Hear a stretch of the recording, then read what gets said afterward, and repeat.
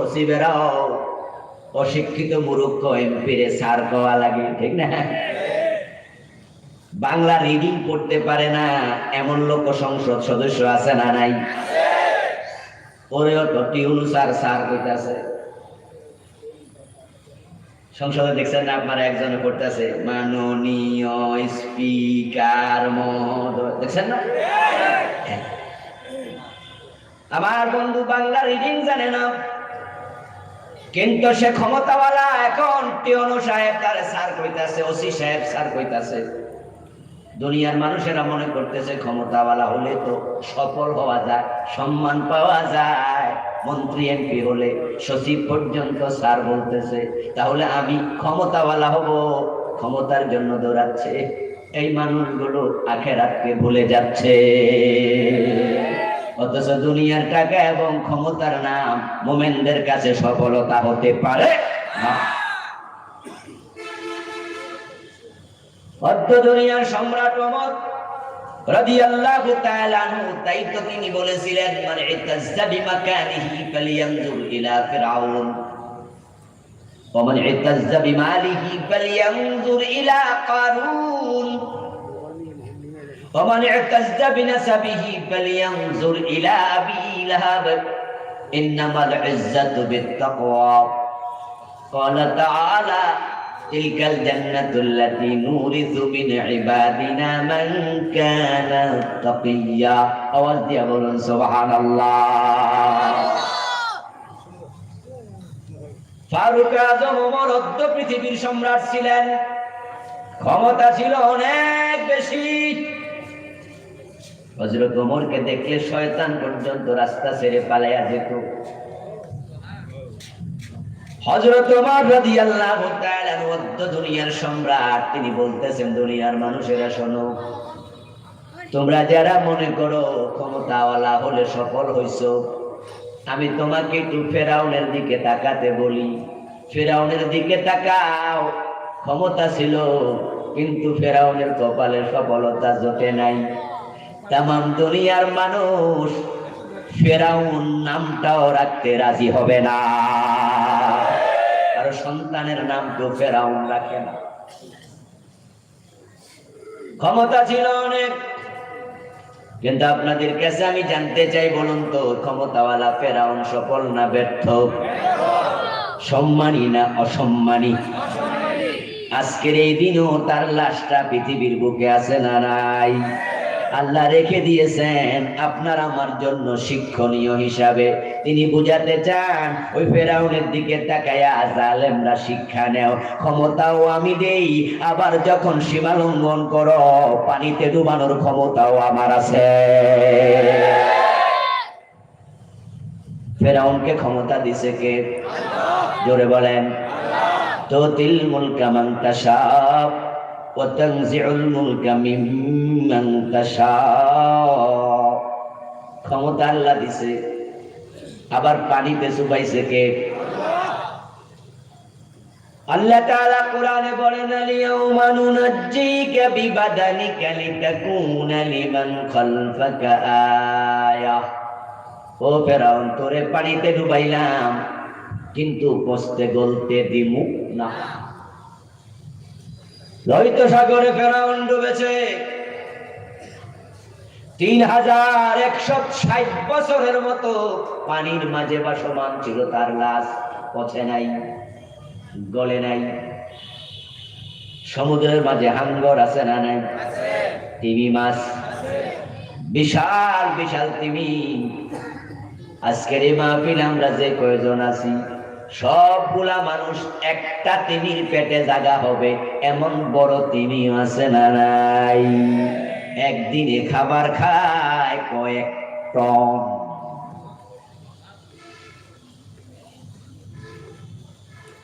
ফেরাউনের লাশ হাঙ্গর খায় নাই, তিমি খায় নাই।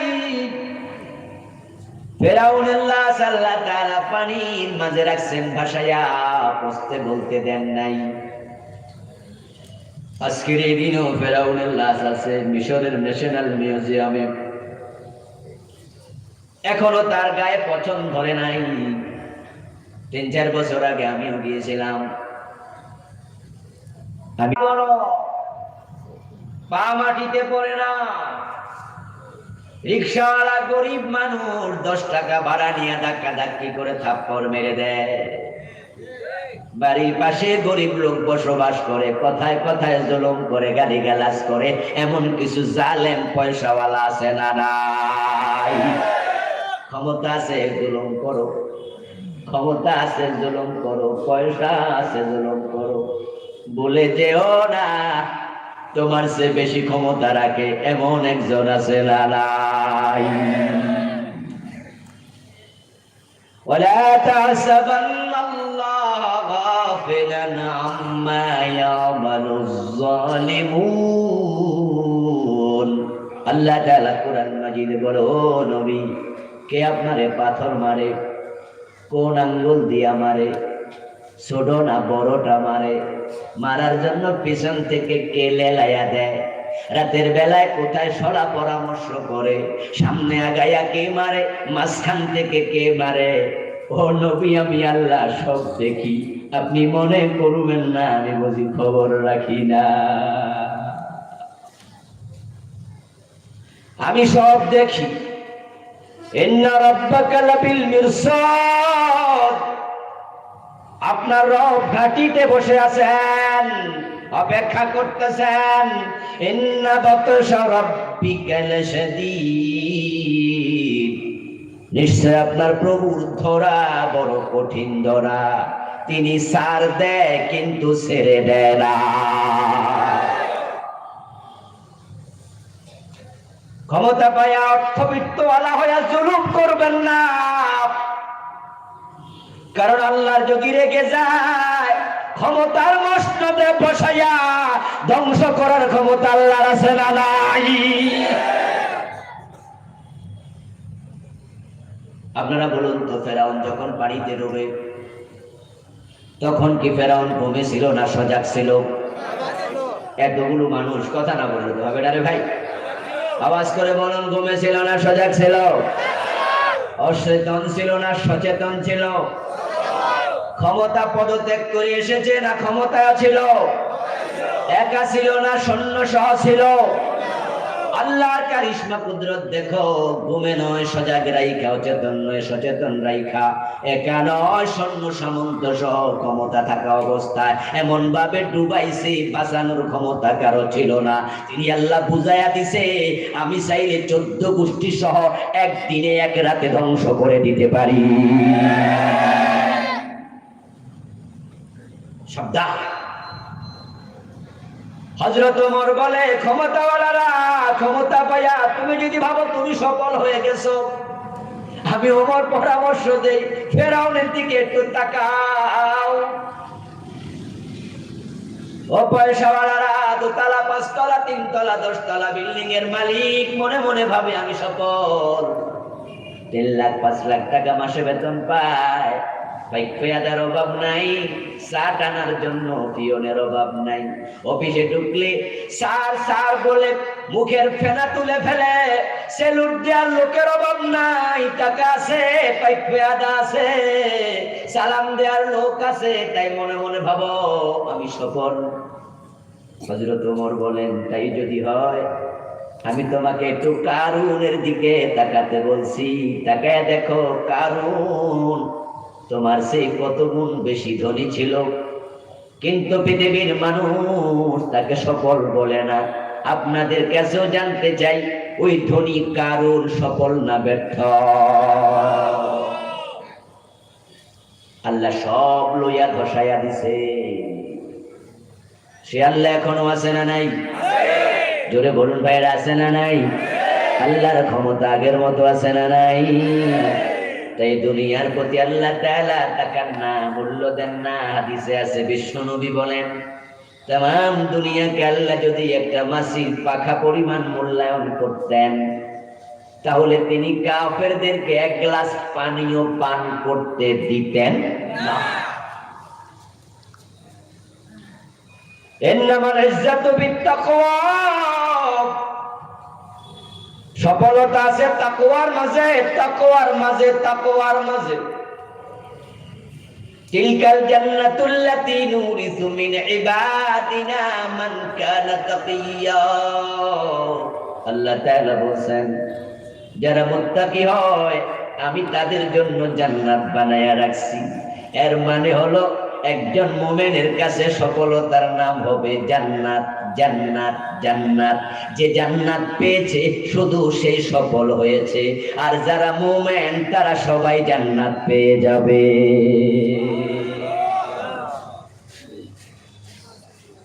قد أفلح المؤمنون, মুমিনরা সফল মানে মুমিন জান্নাতি। من قال لا إله إلا الله دخل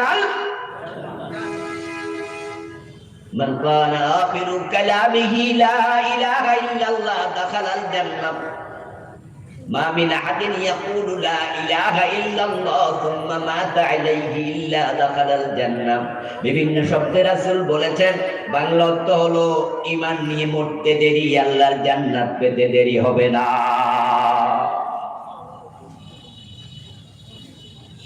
আমার বন্ধু ফেরাউন সফল নয়, কারুন সফল নয়। ফেরাউনের ক্ষমতা ছিল, কারুনের টাকা ছিল। তার বিপরীতে আমি একজন মানুষের কথা বলতে চাই যার টাকা নাই, ক্ষমতাও নাই, তার নাম হযরত বেলাল।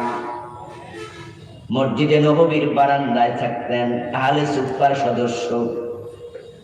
ঘর ছিল না, বাড়ি ছিল না, গোলাম ছিলেন, বাবা গোলাম, দাদা গোলাম, বেলাল গোলামের ছেলে গোলাম।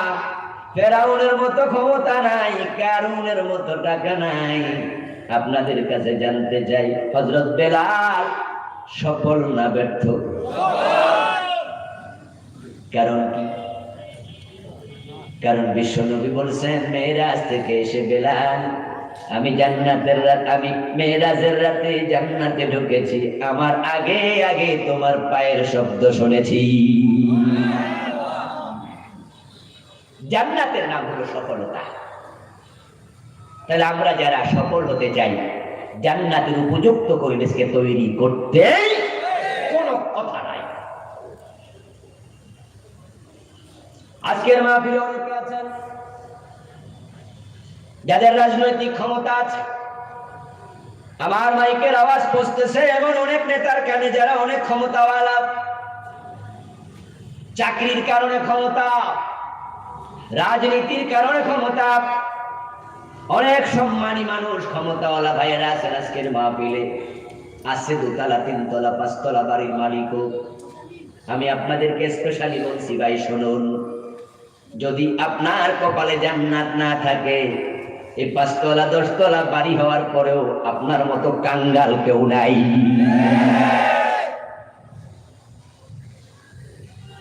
আপনার ব্যাংকে ১০০০ কোটি টাকা আছে, আপনি অনেক বড় পয়সাওয়ালা, কিন্তু আপনি জান্নাতি নন, কপালে জান্নাত নাই, ওই চরিত্র আপনি বানাতে পারেন নাই। ১০০০ কোটি টাকা থাকার পরেও আপনার মতো ফকির দুনিয়ায় কেউ নাই। যার জান্নাত নাই তার কিচ্ছু নাই। আসল বাস্তব। চোখটা যদি এখন বন্ধ হয়, নিঃশ্বাসের কোনো বিশ্বাস নাই, ১ সেকেন্ডেরও ভরসা নেই। চোখটা এখনো বন্ধ হওয়ার সম্ভাবনা আছে না নাই?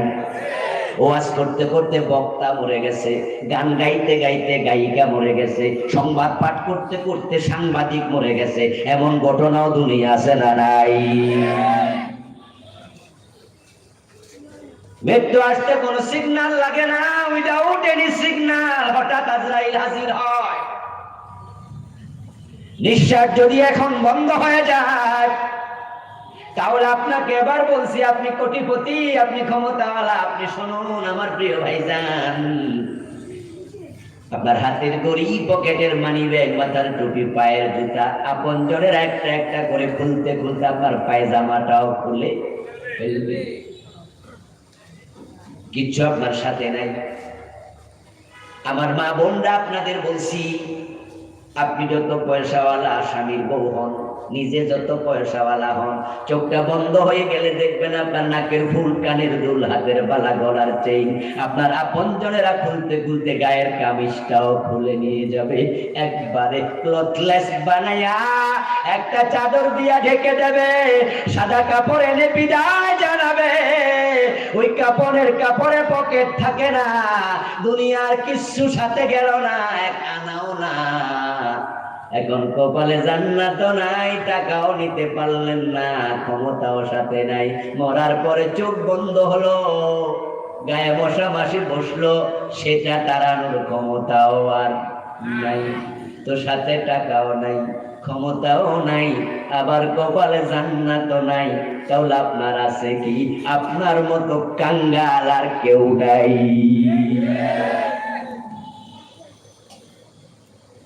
এই দুনিয়ার পরে আমাদের আরেকটা জীবন আছে, এটাতে কারো কোনো সন্দেহ আছে নাকি?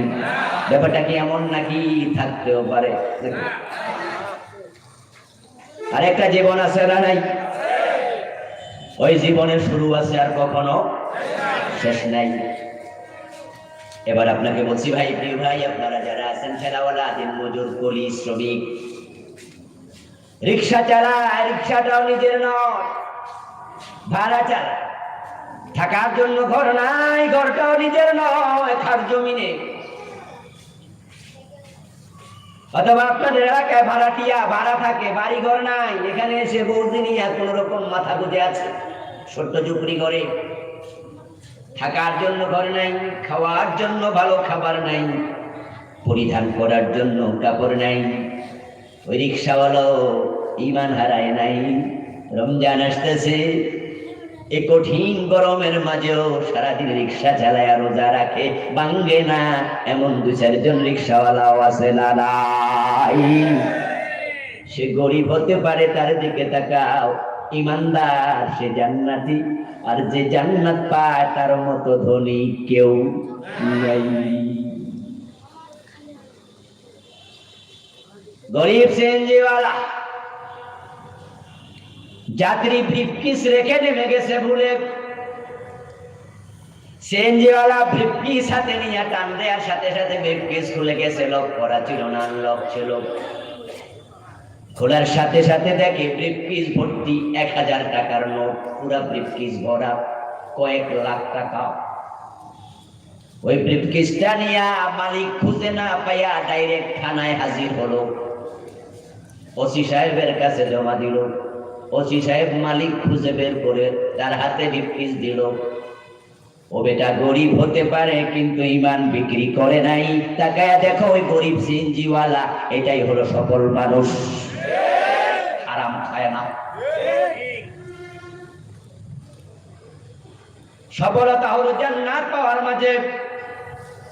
আল্লাহ পাক রব্বুল আলামিন সফল মানুষের চারিত্রিক গুণাবলী বলছেন। যারা মুমিন তারাই হলো সফল। এখন কে মুমিন না তা বুঝবেন কেমনে? কালেমা পড়লেই তো মুমিন হওয়া যায় না। আপনি কালেমাওয়ালা এটা ঠিক, কিন্তু আপনি মুমিন কিনা সেটাই তো প্রশ্ন। আব্দুল্লাহ ইবনে উবাই তো বিশ্ব নবীর হাতে হাত রেখে কালেমা পড়েছিল, কিন্তু মুমিন হতে পারে নাই। গিরিশচন্দ্র সেন পবিত্র কোরআনের যখন অনুবাদ করে লা ইলাহা ইল্লাল্লাহ, এই কালেমা কি পড়ে নাই, লিখে নাই, গবেষণা করে নাই, কিন্তু মুমিন হয়েছে। মুমিন হওয়ার জন্য কালেমা পড়া শর্ত, কিন্তু কালেমা পড়লে মুমিন হওয়া যায় না। মুমিন হওয়ার জন্য কিছু ক্রাইটেরিয়া ফলো করে ঈমান আনা লাগে। ওযু করার নিয়ম আছে, নামাজ পড়ার নিয়ম আছে, হজ করার নিয়ম আছে, যাকাত দেওয়ার নিয়ম আছে। শুধু ঈমান আনার কোনো নিয়ম টিয়ম নাই, ঠিক না?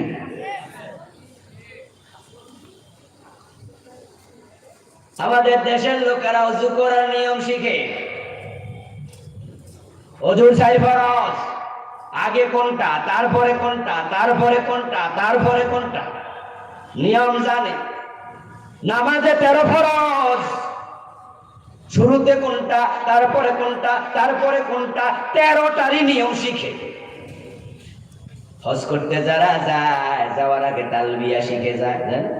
লব্বাইক আল্লাহুম্মা লব্বাইক লব্বাইক লা শারীকা লাক লব্বাইক ইন্নাল হামদা ওয়ান নি'মাতা লাক ওয়াল মুলক লা শারীকা লাক। মূর্খ দাদা কয়, নাতি রে আমি তো হজে যাবো, তালবিয়াটা শিখাই দে।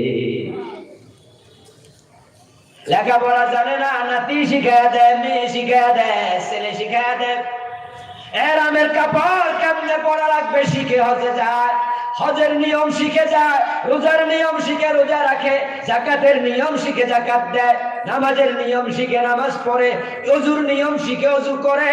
কিন্তু কালেমা পড়ার যে নিয়ম আছে, ওই নিয়মটা শিখে মুমিন হইছে কয়জনে? ঈমান আনার যে নিয়ম আছে, এটাই দেশের লাখ লাখ মুসলমান জানি না।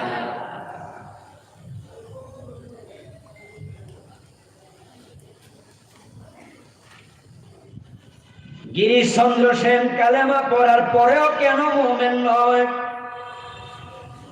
এর কারণ হলো সে কালেমা পড়েছে, কিন্তু কালেমা মেনে চলার নিয়ম তার ছিল না।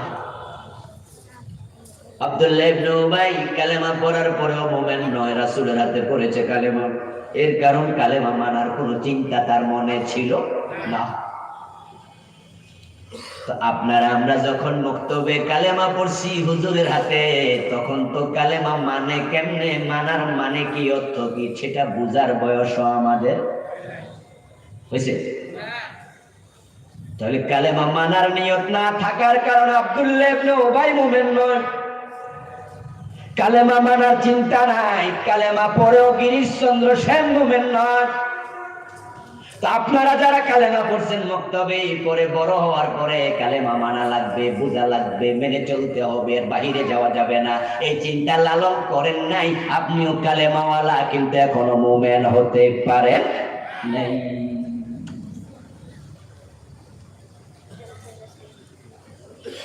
আল্লাহ তাআলা কালেমা কেমনে পড়ে মুমিন হওয়া লাগে তিনি কোরআনে বলেছেন। মসজিদে ঢুকাই আপনি বন্ধু তাকবীরে তাহরিমা না পইরা কেরাত শুরু করে দিলেন, রুকু না দিয়া সিজদা শুরু করে দিলেন, মন মতো আপনি চললেন, নামাজ হবে? আসরের নামাজ পড়ে ইফতার করে ফেললেন, রোজা হবে? আরাফার মাঠে না যাইয়া ভিড়ের কারণে মক্কা শরীফ বইয়া রইছেন, হজ হইব? মন মতো করলে কিচ্ছু হয় না। তো কালেমাটা মন মতো পড়লে বুঝি মুমিন হওয়া যাবে? এখন কালেমা কেমনে করা লাগে, এই প্রশ্ন আপনি মুমিনদেরকে জিজ্ঞাসা করবেন। অসংখ্য মুমিন জানি না, জানার কারণে তো আজকে নামাজি আছে, ইমানদার নাই। আবার অনেক ইমান এনেছে, ঠিকঠাক মতো ওয়াজে এসে বুঝেছে, হুজুর শিখাইছে, যেমন আমি আজকে শিখাবো, আমার সাথে আপনি এখানে একমত হবেন, হুজুর কোরআন থেকে বলছে, হাদিস থেকে বলছে, ঠিক আছে, আমি শিক্ষা মুসলমান হলাম, এখন তো কমপক্ষে মুমিন। কিন্তু সকাল বেলা শয়তান যাইয়া কইব, আচ্ছা আবুল কালাম আজাদ যা কইছে সব কি আর মানা যায়নি? আপনি শয়তান যে কইবেন কথা তো ঠিক। আপনার ইমান ছিল, কিন্তু ইমানটা শয়তানের সাথে একমত হওয়ার সাথে সাথে ভেঙে গেছে। ওযু করার পর ওযু ভাঙে, এমন কিছু কাজ আছে যা করলে, নামাজে দাঁড়ানোর পরে এমন কিছু কাজ আছে করলে নামাজটা ভাঙে। সকালবেলা রোজা রাখছেন, দুপুর বেলা এমন কাজ করছেন যেটা করলে রোজাটা ভাঙে, ঠিক না? ইমান আনলে কি ইমান ভাঙে না? ইমানও ভাঙে। এখন ওযু ভাঙলে আবার ওযু করো, না হয় নামাজ হবে না। রোজা ভাঙলে আবার কাজা করো, ওই রোজা চলবে না। নামাজে দাঁড়াইছো, নামাজ ভেঙেছে, নামাজ ছেড়ে দিয়ে আবার নতুন নিয়ত করো, ওই নামাজ চলবে না। যাদের ঈমান ভেঙে গেছে নতুন করে কালেমা পড়া দরকার আছে না নাই? তোমার ওই ঈমান দিয়ে জান্নাত পাওয়া যাবে না। এখন কি কি কাম করলে ঈমান ভাঙে সেটা না জানলে আপনার ঈমান যে ভাঙছে বুঝবেন কেমনে?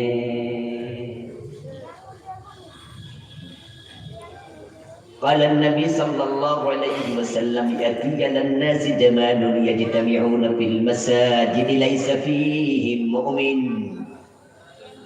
প্রিয় নবী বলেন এমন এক জামানা আসবে যে জামানার মানুষগুলো জামাতের সাথে নামাজ পড়বে কিন্তু একটারও ঈমান থাকবে না।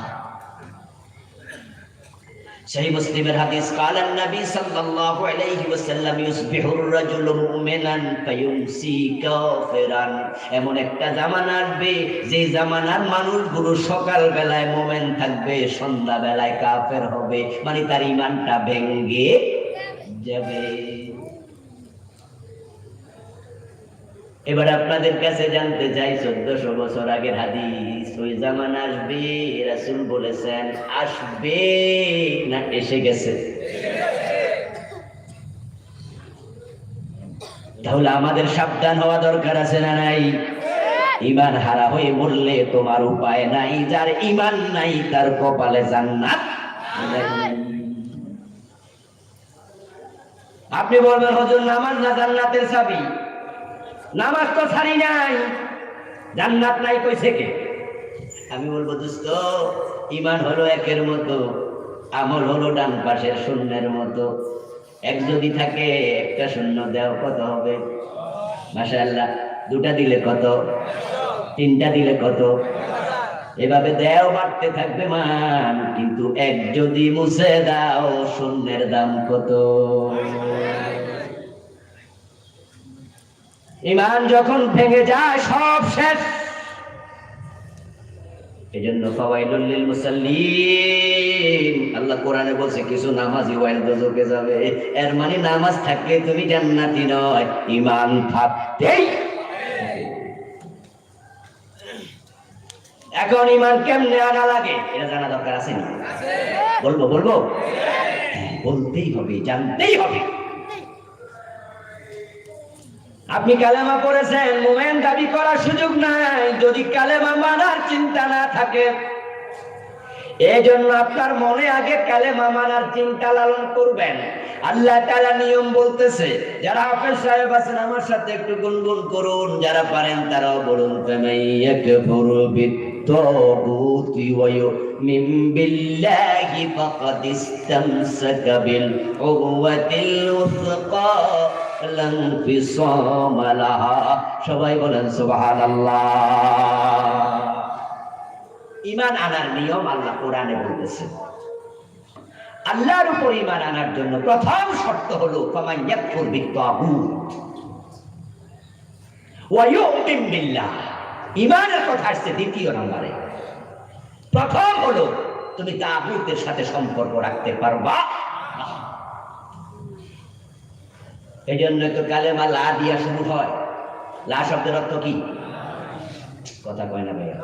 মাশাআল্লাহ মানি না, লা ইলাহা না, ঠিক না? শুরু হবে লা দিয়া।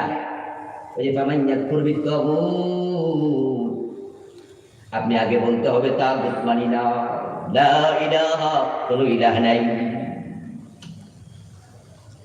মক্কার লোকেরা লাতকে ইলাহ মনে করত, মানাতকে মনে করত, হবলকে মনে করত, উজ্জাকে মনে করত, সূর্যকে ইলাহ মনে করত, চন্দ্রকে ক্ষমতার মালিক মনে করত, সূর্যকে ক্ষমতার মালিক মনে করত, সরস্বতীকে ক্ষমতার মালিক মনে করে, দুর্গাকে মনে করে, ঠিক না?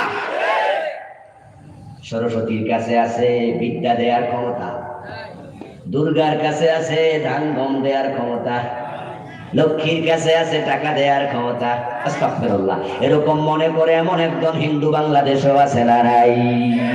তাই এলেন যখন পরীক্ষার হলে যাওয়ার আগে সরস্বতীর পূজা করো।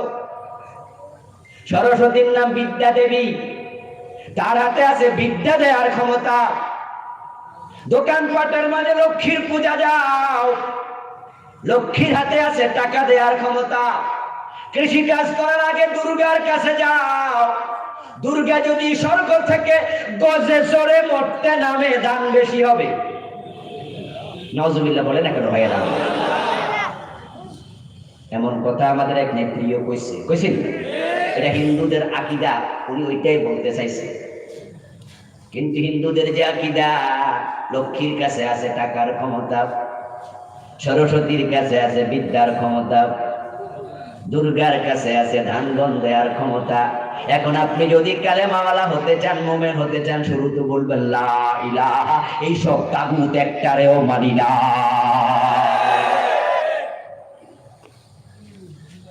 ক্ষমতা সূর্যের হাতে নয়, চন্দ্রের হাতে নয়, লাতের হাতে নয়, মানাতের হাতে নয়, উজ্জার হাতে নয়, হুবলের হাতে নয়, ইল্লাল্লাহ। এবার বলবেন মানি শুধু একজনকে, তিনি কে? তাহলে ঈমান আনার আগে তাগুত স্বীকার করা লাগবে।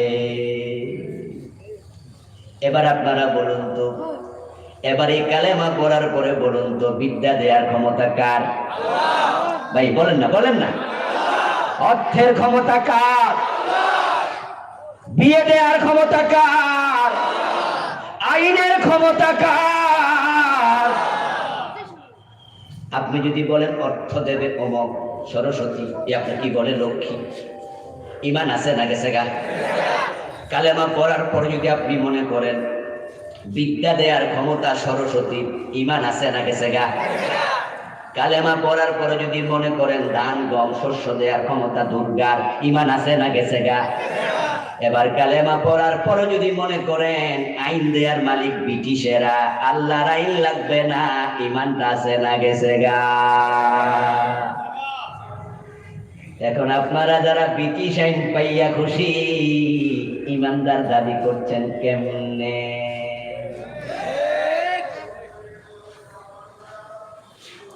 আল্লাহ তাআলা বলে চোর ধরে হাত কেটে দাও, ব্রিটিশরা বলে চোর ধরে জেলে দাও।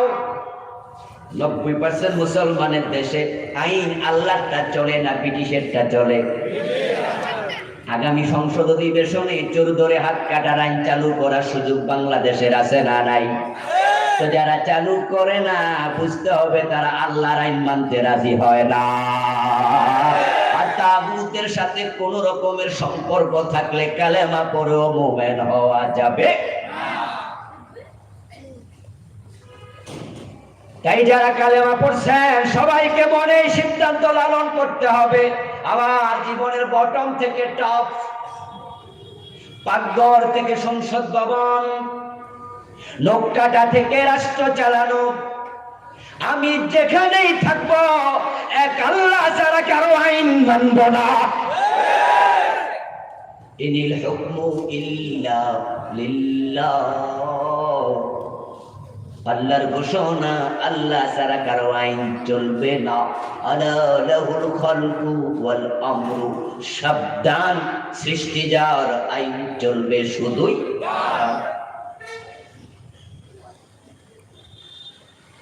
আমার ভাইয়েরা, এই হলো ঈমান আনার নিয়ম। আপনি চিন্তা লালন করে এবার জীবন চালান, কিন্তু জীবন চালাতে যাইয়া যদি দেখেন কোথাও ধাক্কা খাইয়ে ঈমানটা চলে গেছে, ভেঙে গেছে, যেমন কুফরি করে ফেলেছেন, কুফরি করছেন, ঈমান ভেঙে যায়। কয়দিন আগে এক মহিলা মোবাইল নাম্বার কোথায় পেয়েছে আমি জানি না, আমার মোবাইলে ফোন দিয়ে বলছে, হুজুর আমার স্বামী কিছুদিন আগে আমার সাথে ঝগড়া করে সে বলতেছে আল্লাহরে মানি না। আমি বললাম কেন বলছে? আমি বলছি তুমি এসব কি আচরণ করছো, আমি আল্লাহর কাছে বিচার দিলাম। সে বলতেছে যা কিসের আল্লাহ বিচার, আল্লাহরই মানি না। আস্তাগফিরুল্লাহ। হুজুর এই স্বামীর সাথে আমার কি সম্পর্ক আছে না চলে গেছে? তালাকের ফতোয়া, যার কারণে আমি বললাম ভোর মোবাইলে শুনে তালাকের ফতোয়া আমি দেই না, এটা বড় সেন্সিটিভ বিষয়। তবে আপনার স্বামী যে শব্দ বলেছে, এই শব্দ বলার পরে ঈমান থাকে। এখন তালাক হলেন কিনা এই বিষয়ে আরো কিছু প্রশ্ন করতে হবে, জানতে হবে, স্বামীর সাথেও কথা বলতে হবে, দুই পক্ষ থেকে একসাথে শুনতে হবে, এবং সেটা রোগীকে ডাক্তার যেভাবে অপারেশন করে হাজির কইরা তার চেম্বারে, তারপরে হাজির কইরা দুই পক্ষে জেনে তারপরে ফতোয়া দিতে হবে। খুব জটিল। তা আমি তো আপনাকে এভাবে আনতে পারবো না, আপনার হাজবেন্ডকেও পারবো না। আপনি কাছের কোনো মুফতির কাছে যান, সেখানে যাই ফতোয়া জিজ্ঞাসা করেন। আমার বন্ধু, আমি যেটা বোঝাতে চাইলাম সেটা হলো, এই লোকটা যখন শব্দটা বলেছে আল্লাহরে মানি না, ইচ্ছা করে বলুক আর মেজাজ খারাপ হওয়ার পরে বলুক, বুঝে বলুক আর না বুঝে বলুক, এই কুফরি শব্দ মুখ থেকে বের হওয়ার সাথে সাথে ঈমান আর নাই। আমি আপনাকে বললাম, এই ভাই আমার, সুদ ভিত্তিক সমাজ ব্যবস্থা ইসলাম সাপোর্ট করে না। সুদ খাওয়া হারাম, সুদ দেয়া হারাম, সুদের সাক্ষী থাকা হারাম, সুদের লেখক হওয়া হারাম, সুদ খাইলে আল্লাহ নারাজ হয়, মায়ের সাথে জেনা হয়, ইত্যাদি ইত্যাদি বললাম। সুদের বিরুদ্ধে ওয়াজ করলাম, অনেকক্ষণ শুনলেন। মাহফিল শেষে যাওয়ার সময় আপনার এক দোস্তরে কইতেছেন, আচ্ছা আবুল কালাম আজাদরা কি আর দেশ চালাইছে জীবনে? তারা কি কিছু বোঝেনি? যদি সুদ রাষ্ট্রে না থাকে তাহলে উন্নয়ন হইব কেমনে? ওয়াজ করা দেশ চালানো এক কথা না। রাষ্ট্রীয়ভাবে যদি হারাম করে দেওয়া হয় সুদ, সকল ব্যাংক ইসলামী হয়ে যায়, সুদ ভিত্তিক লেনদেন বন্ধ, আইএমএফ ঋণ দেবে না, বিশ্ব ব্যাংক ঋণ দেবে না, আইডিবি ঋণ দেবে না, এডিবি ঋণ দেবে না, তো বিদ্যুৎ পাইবেন কই? রাস্তাঘাট হবো কেমনে? ফ্লাইওভার হবো কেমনে? ফুটওভার ব্রিজ হবো কেমনে? উন্নতি হবো কেমনে? আবুল কালাম আজাদরা তো আর বোঝে না, তাই উনাদের সব ওয়াজ কি আর মানা যায়? সাথে সাথে ঈমান ভেঙ্গে গেছে।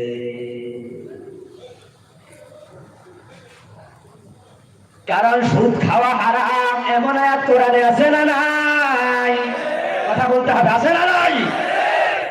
আপনি আল্লাহর বিধানের একটা অস্বীকার করার সাথে সাথে ঈমান চলে। বলুন তো, শয়তান কি এক সময় ইবাদতকারী ছিল না? কথা বলেন, ছিল কিনা? কানা মিনাল জিন, সে ছিল জিন জাতির সদস্য। ইবাদত করতে করতে করতে করতে এমন উপরে উঠছে, আল্লাহ তারে ফেরেশতাদের থাকে সাথে থাকার অনুমতি দিছে, একসাথেই থাকে, অথচ সে হলো জিন, থাকে ফেরেশতাদের সাথে। কোন কোন মুআদ্দিন বলেছেন সে ফেরেশতাদের ওস্তাদের সম্মান পেয়েছে। আদম নবীকে যেখানে আল্লাহ তাআলা বানান, আদম আলাইহিস সালামকে বানানোর পর আল্লাহ বলেন ফেরেশতাদেরকে, ক্বালা রাব্বুকা লিল মালাইকাতি ইন্নী জাঈলুন ফিল আরদি খলিফা। এক পর্যায়ে সুজুদু লি আদম, আদমকে সিজদা করো। আপনারা বলুন তো, এই কথাগুলো আল্লাহ হচ্ছে কাদের সাথে? মাশাআল্লাহ, কাদের সাথে? ফেরেশতাদের সাথে। তো ওখানে ইবলিস আসলো কোত্থেকে? সে তো ফেরেশতা না, সে তো জিন। ওই মজলিসে ইবলিসও ছিল, এর কারণ সে ইবাদত করতে করতে ফেরেশতাদের সাথে থাকে, সম্মান বেড়ে গেছে, মুআল্লিমুল মালাইকা হয়ে গেছে। কিন্তু এবার আপনারা আরেকটা কথা বলুন তো দয়া করে, আজকের এই দিনে ইবলিসের সেই সম্মানটা আছে না নাই? সেই ইমানদার না কাফের? আল্লাহর কয়টা আইন মানে নাই? তাহলে বোঝা গেল ঈমান আছে, আল্লাহর আইন না মানলে ঈমান ভেঙে যায়। এখন চোর ধরে হাত কাটো, আপনারা অনেকে মানেন না। ডাকাত ধরে ছুড়ে দাও, মানেন না। জেনা করলে 100 বেত লাগাও, আল্লাহর কোরআনে আছে, মানেন না। মদ খাইলে 80 বেত লাগাও, হাদিসে আছে, মানেন না। শয়তান একটা মানে নাই, শয়তানের ঈমান ভেঙে গেছে। আপনাদের কি খবর? আল্লাহর ডজন ডজন আইন তো মানেই না। আমরা যারা মানতে বলি আমাদেরকে মৌলবাদী বলে গালি দেয়। মৌলবাদী নামে একটা শব্দ বাংলাদেশে আছে না নাই? চিনেননি আপনারা? শুনছেননি?